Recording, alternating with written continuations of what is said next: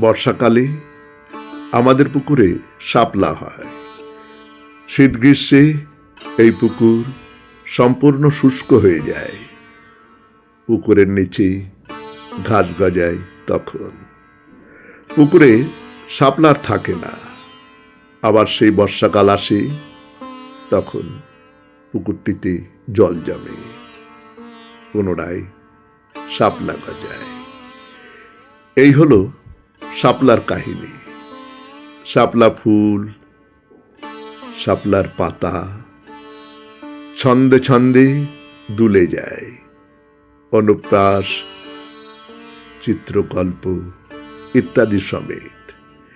এবং পুকুরটিও চিন্তাশীল, সৃষ্টিশীল।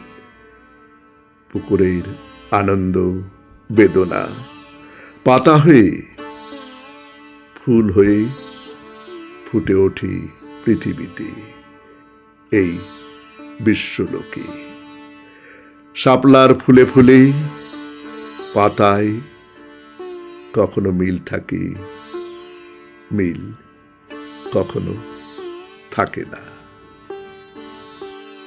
নমস্কার। শুনলেন কবিতা বর্ষাকালে, কলমে বিনয় মজুমদার, উচ্চারণে আমি সুরজিৎ দাস, সেতারে ধ্রুব বাগচি।